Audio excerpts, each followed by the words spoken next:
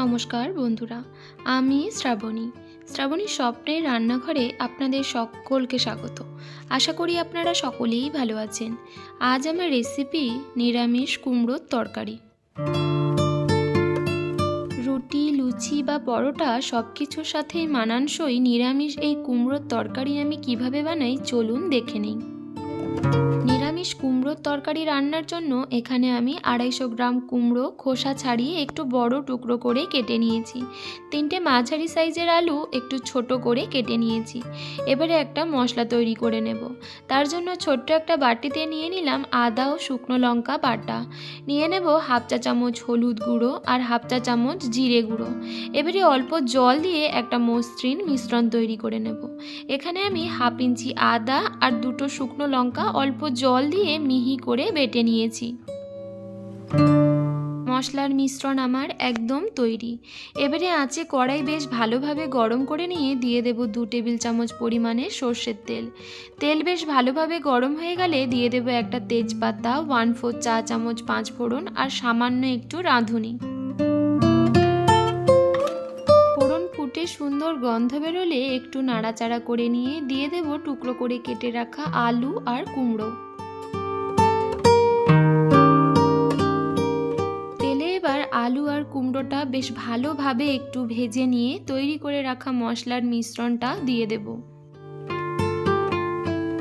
মশলার মিশ্রণ দিয়ে জোর আছে আলু আর কুমড়োর সাথে মশলার কাঁচা গন্ধ চলে যাওয়া পর্যন্ত মশলাটা বেশ ভালোভাবে কষিয়ে নেব। মশলার কাঁচা গন্ধ চলে গেলে আঁচ মাঝারি করে 2 থেকে 3 মিনিট একটু ঢাকা দিয়ে রাখবো। 2-3 মিনিট পর মশলাটা বেশ ভালোভাবে কষানো হয়ে গেছে। মশলা থেকে বেশ সুন্দর তেল ছেড়েছে। একটু নাড়াচাড়া করে নিয়ে দিয়ে দেব এতে 2টো চেরা কাঁচা লঙ্কা আর একটা ছোট্ট সাইজের টমেটো কুচি, আর দেব স্বাদ মতো লবণ। লবণ দিয়ে সব কিছু একবার নাড়াচাড়া করে বেশ ভালোভাবে মিশিয়ে নিয়ে আঁচ মাঝারি করে টমেটো গলে যাওয়া পর্যন্ত একটু ঢাকা দিয়ে রাখবো। সব কিছু নাড়াচাড়া করে মিশিয়ে নিয়ে প্রায় 3-4 মিনিট মাঝারি আঁচে ঢাকা দিয়ে রেখেছিলাম। 3-4 মিনিট পর টমেটোটাও বেশ সুন্দর নরম হয়েছে, আলু আর কুমড়োটাও কিছুটা সেদ্ধ হয়েছে। এবারে এতে দিয়ে দেব পরিমাণ মতো জল। আমি এখানে ছোট বাটির মোট 1.5 বাটি জল ব্যবহার করলাম। আপনারা আপনাদের প্রয়োজন মতো জল ব্যবহার করবেন। জল দিয়ে জোর আছে আলু আর কুমড়ো বেশ ভালোভাবে সেদ্ধ হয়ে যাওয়া পর্যন্ত রান্না করে নেব।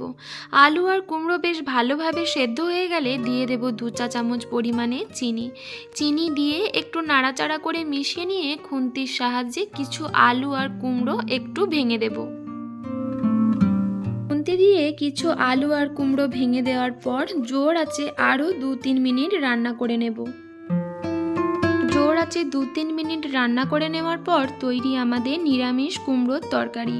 লুচি, রুটি, পরোটা যে কোনো কিছুর সাথেই অনায়াসেই পরিবেশন করতে পারেন এই নিরামিষ কুমড়োর তরকারি। আশা করি আজ আমার এই সহজ সাধারণ রেসিপিটি আপনাদের ভীষণ ভালো লেগেছে। রেসিপিটি ভালো লাগলে অবশ্যই লাইক করবেন, চ্যানেলটি সাবস্ক্রাইব করে আমার পাশে থাকবেন। সকলে ভালো থাকবেন, সুস্থ থাকবেন। ধন্যবাদ।